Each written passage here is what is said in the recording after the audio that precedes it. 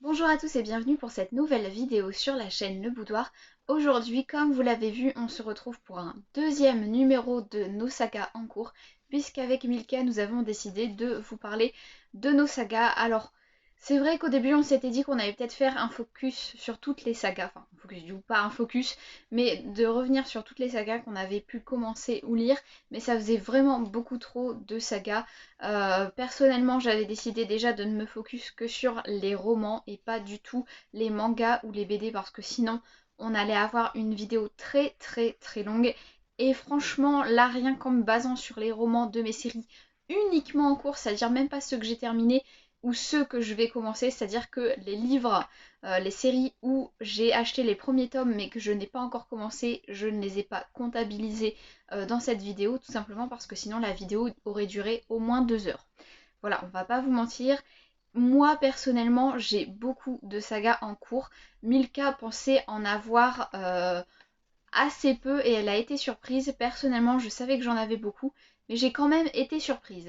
Donc pour faire cette vidéo, j'ai été sur Livre Addict et je me suis servi de l'outil Mes Sagas puisque c'est disponible depuis quelques années je crois maintenant sur la plateforme. En fait vous pouvez voir les sagas que vous avez lues. Alors parfois il faut faire une petite mise à jour et sélectionner les sagas que vous voulez ajouter dans cet onglet. Alors je trouve ça super intéressant même si parfois c'est pas toujours très très bien agencé en fonction de comment ont été référencés les livres et les séries et du coup c'est pas toujours si évident que ça. Après je trouve que ça m'a personnellement beaucoup aidé. Du coup je me suis munie de ma petite liste et comme vous l'avez vu il y en a beaucoup donc on va pas tarder à commencer. Alors, je vais commencer par les séries de Bitlit. Ça, c'est vraiment pas mal sur Livre Addict parce que ça m'a permis de préparer cette vidéo beaucoup plus vite. Puisqu'en fait, les séries et les sagas que je lis ont été rangées par genre. Donc, ça a été beaucoup plus rapide de faire la liste. Alors, parfois, le genre était pas si évident que ça. Et personnellement, j'ai déplacé des livres dans d'autres catégories. Mais ça va me permettre de faire un focus sur les séries que j'ai en cours. J'ai choisi aussi de ne pas sortir les livres de ma bibliothèque parce que déjà, vu le nombre de séries, il y aurait une montagne de livres juste à côté de moi. Et quand je dis montagne, là on est à 1,20 m déjà. Du coup, c'était pas possible. Donc je vous mettrai probablement les couvertures ici ou là avec quelques informations. Et comme d'habitude, vous pourrez retrouver en barre d'infos le lien vers soit les articles Livre Addict, donc avec les fiches de présentation des livres, ou alors les articles vers mes avis des premiers tomes pour que vous puissiez un petit peu vous faire un avis un peu plus complet par rapport à ce que je vais dire parce que je vais essayer de pas blablater énormément pour pas que cette vidéo dure 3 heures. On commence donc avec les livres Bitlit et on va donc parler créatures, vampires, loups-garous, etc. Et les premières séries que je vais vous citer, vous les connaissez très probablement puisque ce sont les livres de Patricia Bridge. Donc il y a tout d'abord la série Mercy Thompson. Donc pour cette série, j'ai lu 9 sur les 12 tomes parus actuellement en France. Et il y a 3 hors-série, dont un que j'ai dans ma bibliothèque mais que je n'ai pas encore lu. Donc Mercy Thompson, c'est une série dont je vous parle énormément sur le blog puisque je chronique chacun des tomes et que Milka aime aussi énormément et d'ailleurs on lit très souvent les tomes ensemble ou du moins on essaye de temps en temps de faire ça. Je pense que j'ai pris du retard par rapport à Milka sur cette série. Si vous ne connaissez pas, rapidement, c'est une série de Bitlit, mais qui est beaucoup plus adulte, je trouve, que ce qu'on a pu découvrir, voilà. Et j'ai trouvé que l'univers dépeint était vraiment très intéressant, puisque le personnage que l'on suit n'est pas un loup-garou, mais une change-forme, et qu'elle va se transformer en coyote et vivre de nombreuses aventures. Donc voilà, l'auteur amène généralement plutôt bien ses récits. La série est super intéressante, l'univers est génial, donc si vous ne connaissez pas, je vous y invite fortement. Et dans la deuxième partie des livres de Patricia Bridge, j'ai aussi commencé la série Alpha et Omega. Donc là, pour l'instant, il y a 6 tomes et un spin-off qui sont sortis. Et j'ai lu un tome sur 6 de cette série. Alors c'est une série qui se déroule dans le même univers que Mercy Thompson. Je me suis procuré les autres tomes pour avancer dans cette série et je pense que je proposerai peut-être à Milka d'avancer avec moi, à moins qu'elle soit beaucoup plus loin je crois, ou de potentiellement relire les livres pour elle aussi. Ensuite, on reste dans ces univers de Bitlit avec la série Meg Corbin. Donc là, si vous nous suivez sur le blog et sur Instagram, vous avez vu que récemment, j'ai lu le tome 4 sur les 5 qui sont sortis en France. J'allais dire en France, mais non, la série est terminée. Donc là, ça va, je suis pas trop en retard. J'ai plus qu'un dernier tome à lire. Normalement, on devait le lire avec Milka cet été. On va peut-être le lire, je pense, plus pour le Pumpkin Autumn Challenge au niveau de septembre-octobre. On restera dans le thème des créatures fantastiques, de la nuit, etc. Là, pareil, un univers très riche au niveau Bitlit. Vous allez découvrir un monde très proche. Sauf qu'à la place des humains, à la tête du monde, ce sont les autres, toutes les créatures fantastiques de la nuit que vous pouvez imaginer qui gouvernent et qui ont une emprise sur les territoires humains assez importante. Et on va y découvrir des personnages très intéressants. La mythologie, l'univers créé par l'autrice est vraiment très intéressant et c'est plus original que des univers de Bitlit que j'ai déjà découverts. Donc si vous avez envie d'un petit peu de changement, je vous invite à découvrir cette série. J'ai hésité à parler de cette série, mais je vais quand même la mettre. Il y a aussi la série Luxe de Jennifer L. Armentrout. Alors pourquoi j'ai hésité à la mettre? C'est tout simplement parce que je souhaite la relire. J'ai lu le tome 1 et j'ai un souvenir assez mitigé de ce premier tome. Mais comme j'ai beaucoup aimé Dark Elite du même auteur dont je vous reparlerai un petit peu plus loin, j'avais très envie de me replonger dans les univers de Jennifer L. Armentrout. Et en plus de ça, il y a aussi un nouveau livre qui est sorti en VO qui a l'air de faire un tabac dans les pays anglophones. Donc voilà, j'ai envie de découvrir un peu plus la plume de cette autrice et de lire la saga Luxe, même si Milka m'a un petit peu freiné avec son avis sur les personnages de la série. Et donc je n'ai lu qu'un tome sur les 5 et il y a 3 spin-offs, 3 petites... je crois que c'est des nouvelles, si je dis pas de bêtises, ou alors c'est des tomes intermédiaires, je ne sais plus. Mais en tout cas, il y a 3 autres récits à côté. On passe ensuite à la catégorie des livres fantastiques, des séries fantastiques. La première série que je vais aborder, c'est la série Alex Stern, qui, pour l'instant, n'a qu'un tome. En fait, c'est la nouvelle série de Lace Bardugo qui s'appelle donc, pour le premier tome, La 9e Maison, et qui était magistrale, une pépite, je vous jure. Si vous n'avez pas encore lu ce livre, c'est à 10 000 lieues de ces livres sur le Grishaverse, voilà. On est vraiment sur un récit beaucoup plus adulte, beaucoup plus sombre, beaucoup plus gore, et c'est juste parfait, voilà. Si vous ne connaissez pas encore, je vous invite à aller voir. Franchement, c'était super intriguant, super intéressant, voilà, ça m'a vraiment embarqué et j'ai vraiment adoré. J'ai très hâte de voir ce que l'auteur va faire autour de cette série. C'est avant tout l'histoire de donc Alex Stern, qui est donc le personnage principal, qui, suite à un drame assez improbable, va, pour pouvoir continuer à vivre et à survivre, intégrer Oxford. Oxford? Non. Pas Oxford. Et bien sûr, j'ai pas le livre parce que je l'ai prêté. Je me rappelle plus Harvard. Harvard, je sais plus.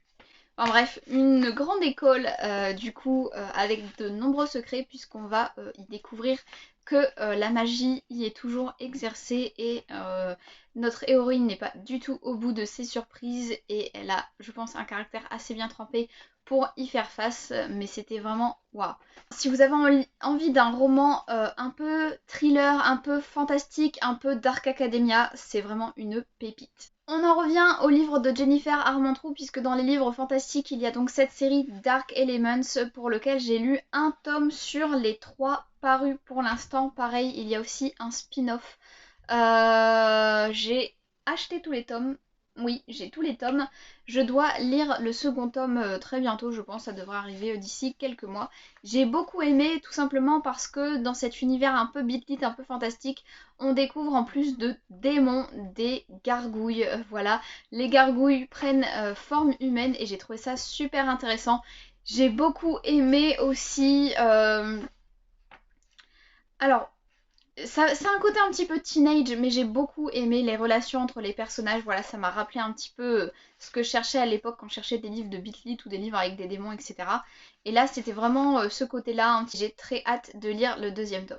Alors, on va passer sur une série qui est un peu plus ancienne. Il s'agit de la série Le Feu Secret de Karina Rosenfeld et Je n'arrive pas à me rappeler son nom. C.J. Doherty, voilà, pardon, le livre est juste là.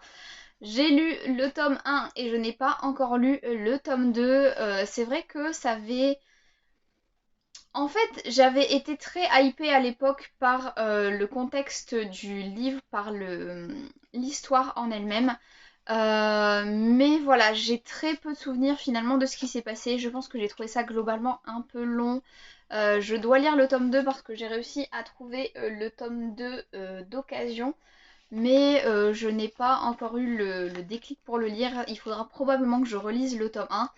En tout cas, ça avait l'air assez intéressant. Comme promis, je vous mets le résumé en barre d'infos pour que vous puissiez aller voir ça si vous êtes intéressé. Mais j'ai très peu de souvenirs, j'avoue, du premier tome, donc je ne vais pas vous raconter de bêtises.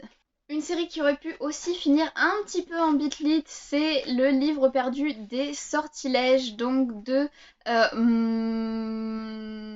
Deborah Harkness, pardon, j'ai eu un trou de mémoire, de Deborah Harkness. Alors pour le coup, j'ai lu 2 des 4 tomes qui sont sortis, j'ai entamé le 3e tome et je l'ai un petit peu laissé de côté.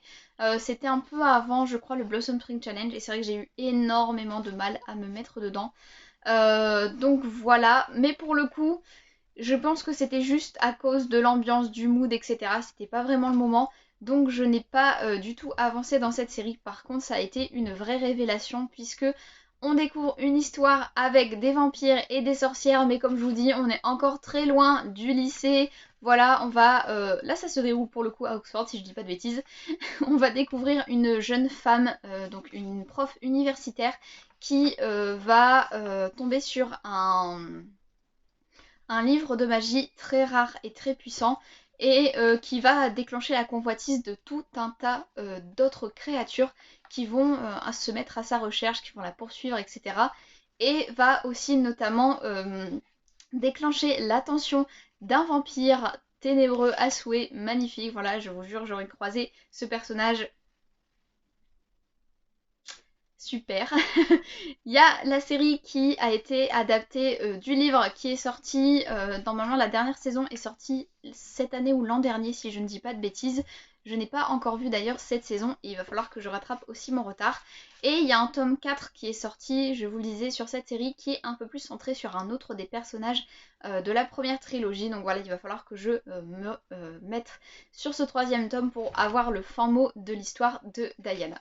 Enfin, dans les séries fantastiques, j'ai aussi récemment lu le premier tome de Serpent and Dove. Donc pour l'instant, il y a 3 tomes à cette série. Je ne sais pas si elle est terminée. Je crois que j'avais regardé quand j'ai terminé le premier tome, mais je ne me rappelle plus. En tout cas, pour l'instant, il y a 3 tomes et le premier tome sort en France à la fin du mois, si je ne dis pas de bêtises. Personnellement, je l'ai lu en anglais. Je me suis procuré les 2 autres tomes en VO. C'est vrai que j'ai été un petit peu déçue.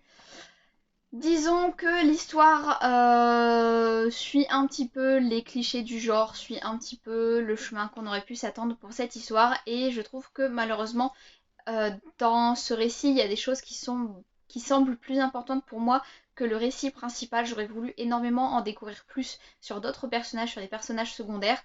J'espère qu'on aura la réponse à ces questions dans le tome 2, voire le tome 3.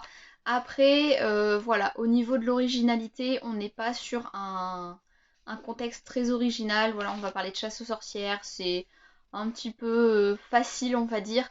Mais c'est une bonne lecture et j'ai passé un agréable moment malgré le manque d'originalité et voilà. Ça se laisse lire si vous avez envie de le lire en VO et de le découvrir en VO. Les 3 tomes sont sortis en VO. Et sinon, la version française sort donc fin du mois, je crois, chez De Saxus. On passe maintenant au livre de fantasy. Et là, il y en a énormément.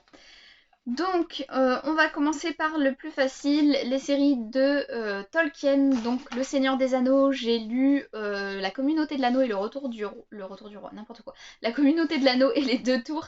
Je dois lire Le Retour du Roi, qui est donc le 3e tome, alors même si personnellement j'ai l'intégrale. J'avais choisi de découper parce que, on va pas se mentir, le style de Tolkien est assez lourd. Il y a énormément de descriptions. C'est pas aussi fluide que ce qu'on peut découvrir dans les films. Et il y a, voilà, Tolkien a créé un univers extrêmement dense, extrêmement riche. et c'est pas forcément la lecture la plus fluide qu'on a, ça prend du temps.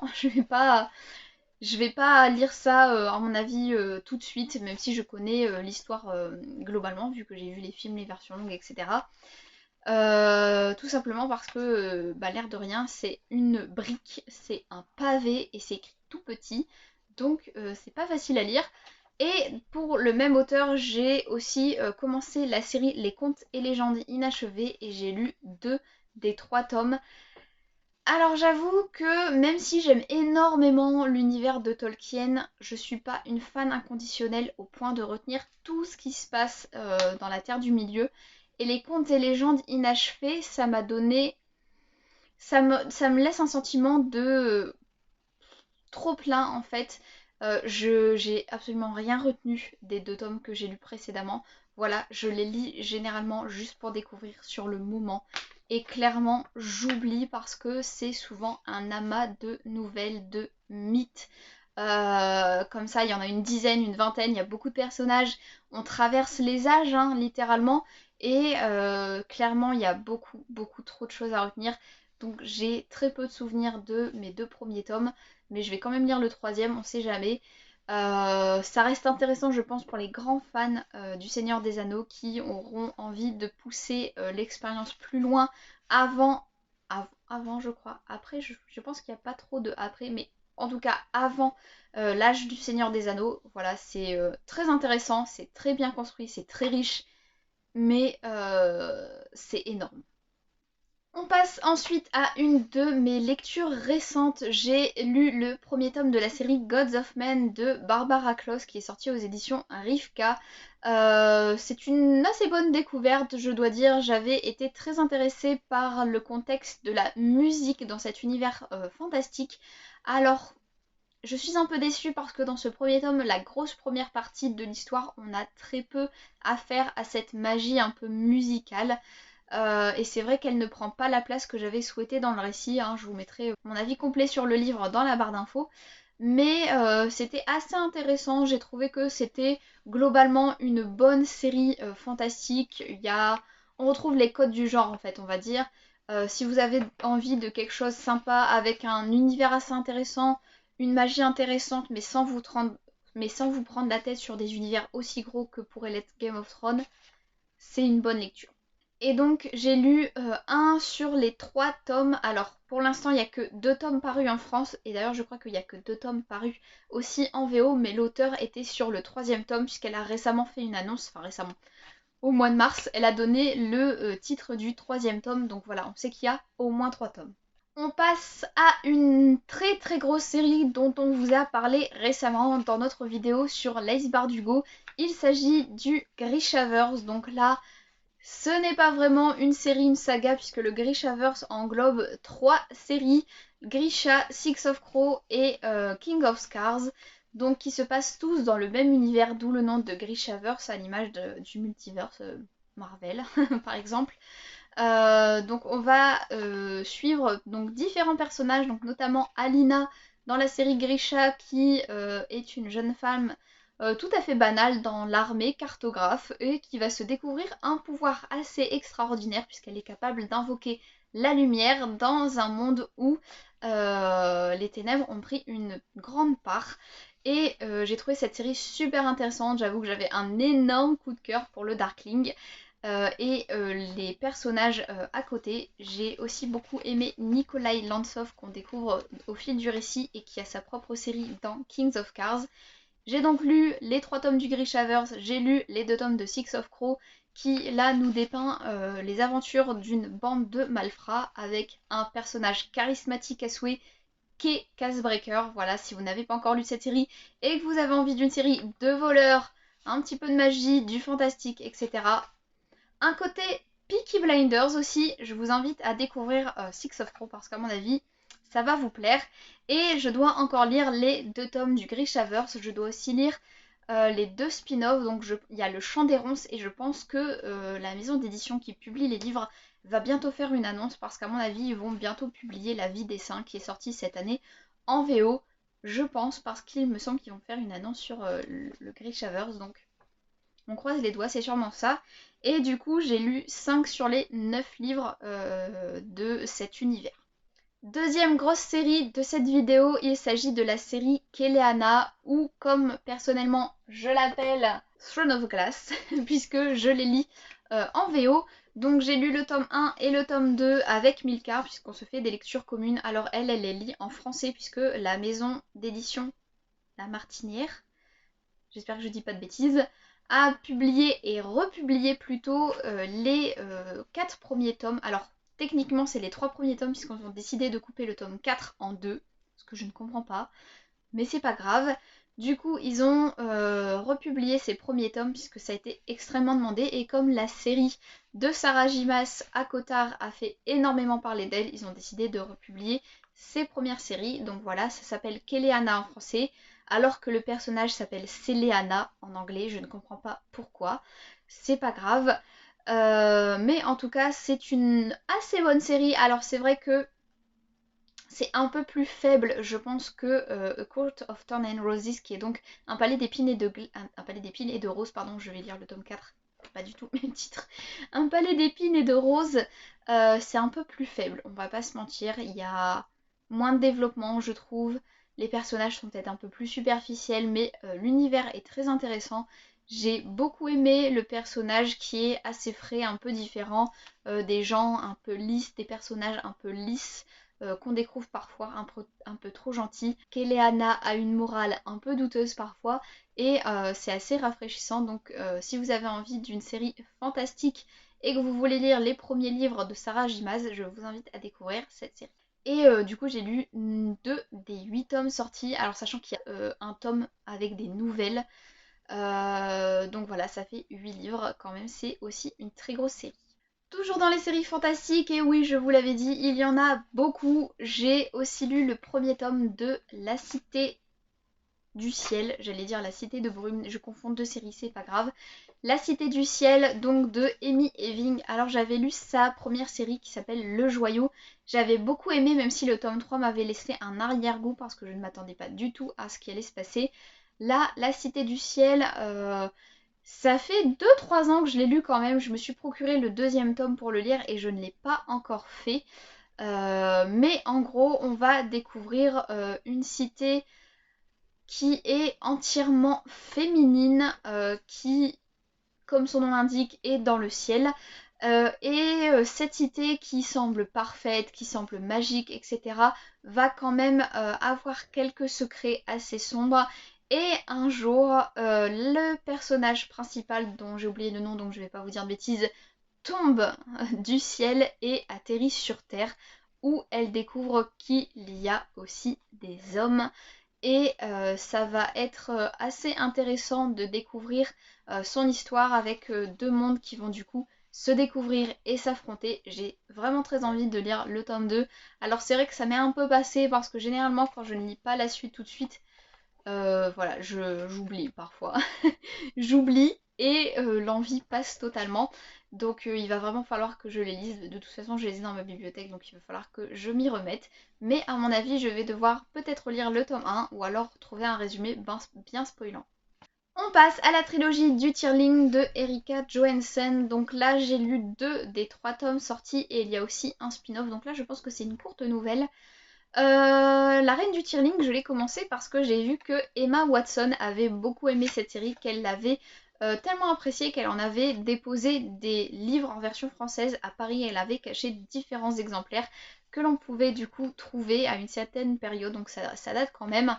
J'ai lu le tome 1, j'ai beaucoup aimé, j'ai lu le second tome et je dois encore terminer la série. Encore une fois, ça fait partie des séries que j'ai commencé et pas terminé. Je pense que c'est un petit peu mon problème, c'est-à-dire que comme je ne sais pas lire une série d'un coup, sinon je me lasse, j'ai tendance à lire un tome, faire une pause de quelques mois, lire le 2e tome, puis faire une pause de quelques mois, et parfois faire une pause de plusieurs années, parce que j'oublie, et parce qu'il y a des livres trop intéressants à côté. Dans les séries fantastiques, mais un petit peu plus mythologiques, légendes, il y a les Dames du Lac. Donc cette série, je l'ai découverte grâce à Margot Liseuse, qui aime énormément les séries, les livres, les récits sur le cycle arthurien et toutes les légendes autour du roi Arthur, etc. J'ai lu le tome 1, alors ça reste une lecture assez différente de ce que j'ai pu lire et de ce que vous voyez habituellement sur la chaîne. Mais on va donc suivre les aventures de la Dame du Lac, de Morgane surtout en particulier, et d'Avalon. Et j'ai trouvé ça très intéressant. Après c'est très différent de ce que j'ai l'habitude de lire. On n'est pas sur un récit fantastique avec des gros rebondissements, de l'héroïsme à plein poumon, voilà, c'est quelque chose un peu plus contemplatif, plus presque contemporain tout en restant dans cette mythologie, dans ce mythe, dans ces légendes. Et j'ai trouvé ça plutôt intéressant, donc je me suis procuré le tome 2 et le tome 3. D'ailleurs le tome 3 je vous l'ai présenté il n'y a pas très longtemps dans un book haul. Et il va falloir que j'avance sur cette série.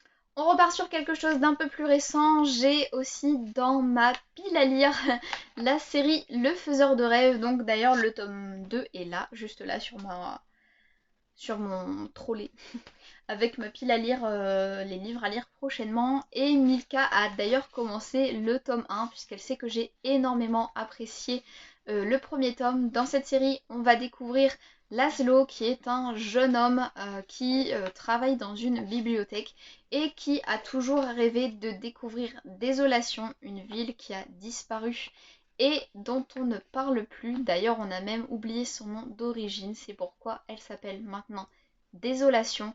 Il avait très envie de découvrir cette cité qui avait une avancée technologique, une certaine connaissance, une certaine sagesse par rapport aux autres peuples à un moment de l'histoire. Et malheureusement, cette cité a disparu du jour au lendemain. On ne pouvait plus l'atteindre.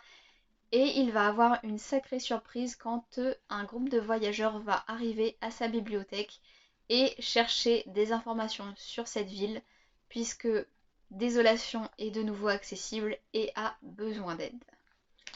C'est un récit assez particulier, je trouve qu'il faut s'accrocher sur les premiers chapitres, mais les réponses, le mystère à côté, c'était juste génial, j'ai vraiment adoré. J'ai vraiment hâte de me le sortir, là je pense qu'il va pas tarder, là d'ici quelques semaines, à mon avis, il va sortir de ma pile à lire. Parce qu'en plus, comme Milka lit le tome 1, ça me donne très envie de poursuivre la série et de voir si ça valait le coup de ce premier tome.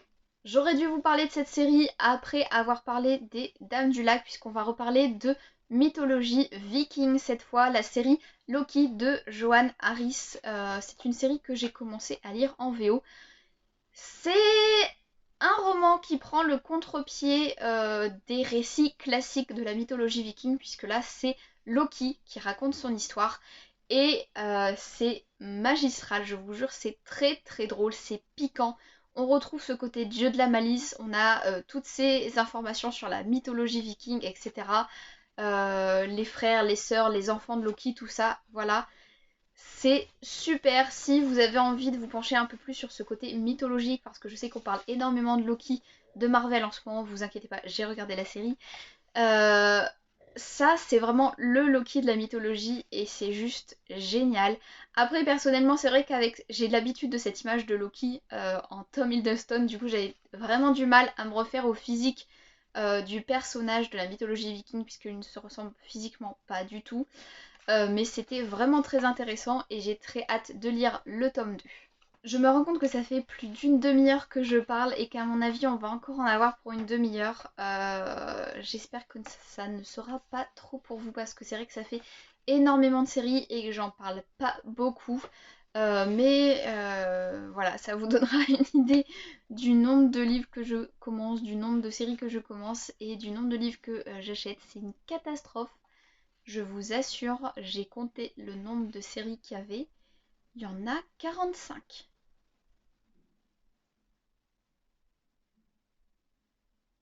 Oh mon dieu! Cette série fantastique, j'ai aussi hésité à vous en parler. Il s'agit de la série Le sang des dieux et des rois, tout simplement parce que j'ai lu un des 4 tomes sortis et pareil, il y a 2 spin-offs. Pourquoi j'ai hésité? Tout simplement parce que ça fait un moment que j'ai lu ce livre, ça doit faire 4-5 ans maintenant.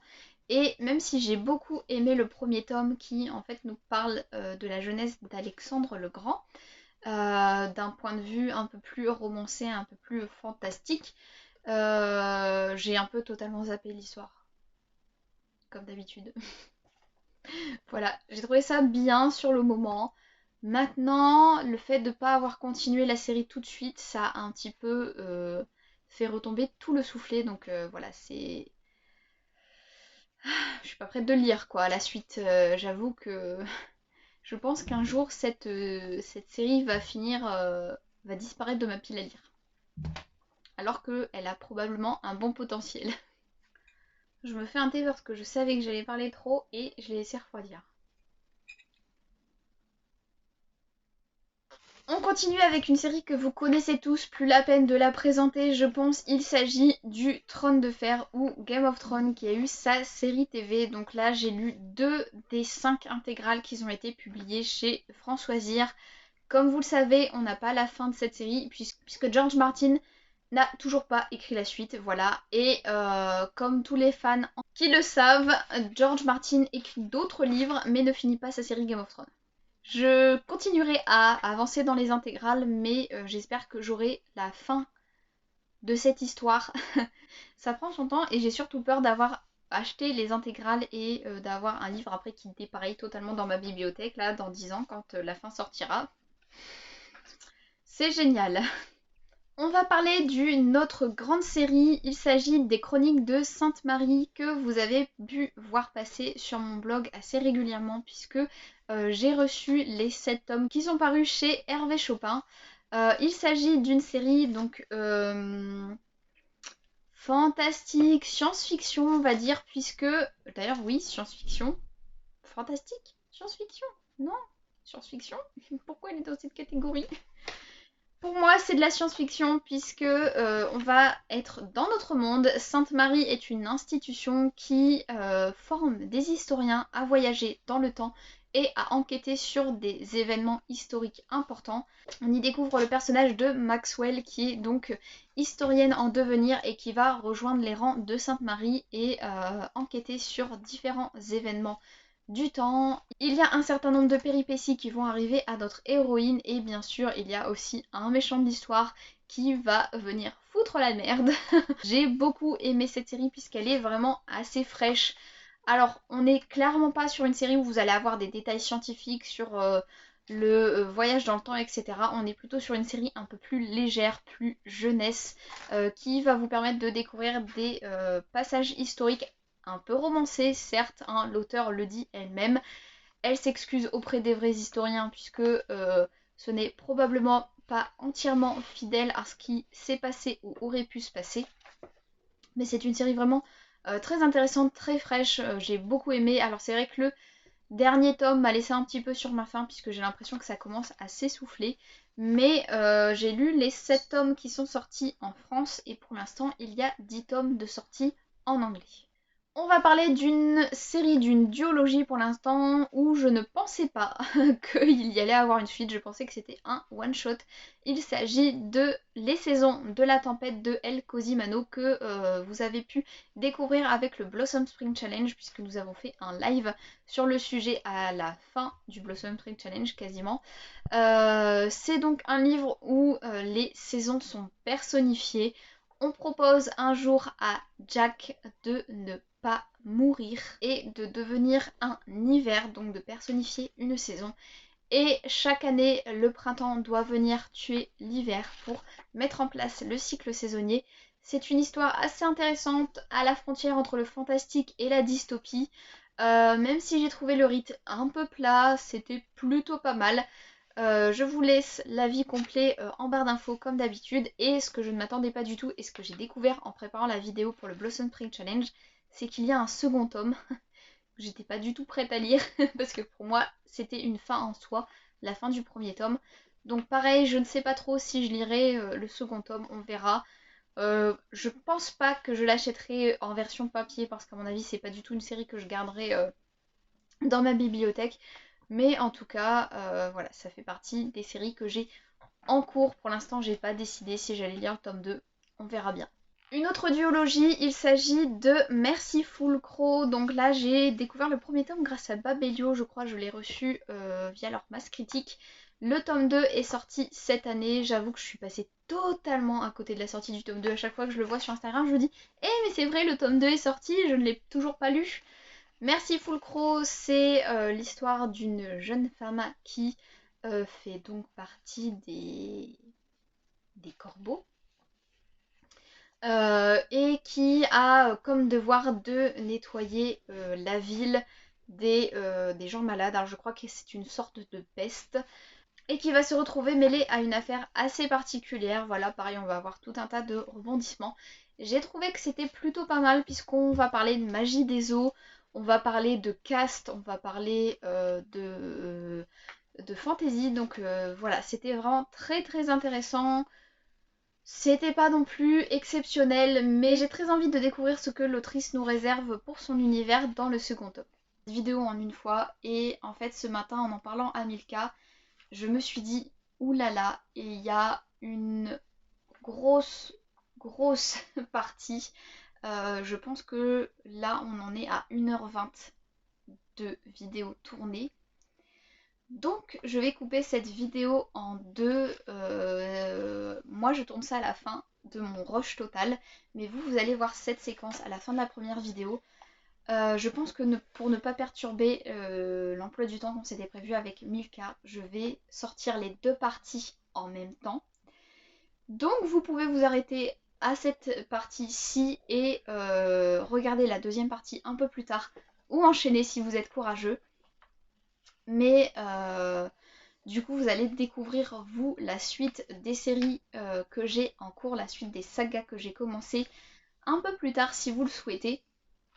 N'hésitez pas, comme d'habitude, à me dire si vous avez déjà lu ces séries, ou en tout cas celles que j'ai présentées pour l'instant. Et dans la prochaine vidéo, vous me direz si vous avez aussi lu ces séries. Donc n'hésitez pas à me donner votre avis. Et pareil, si ces séries vous intéressent, n'hésitez pas soit à aller checker les avis que j'ai déjà produits sur les premiers tomes en tout cas, et à m'en parler ou à demander de plus en plus d'informations. Je serai là pour répondre à vos commentaires. Et si vous avez aussi envie de répondre à d'autres personnes qui ont laissé des commentaires, et bien comme d'habitude, je vous invite à le faire. Je vous souhaite d'excellentes lectures. Je vous dis pour vous à bientôt pour une deuxième partie et je vous dis à très bientôt pour d'autres vidéos.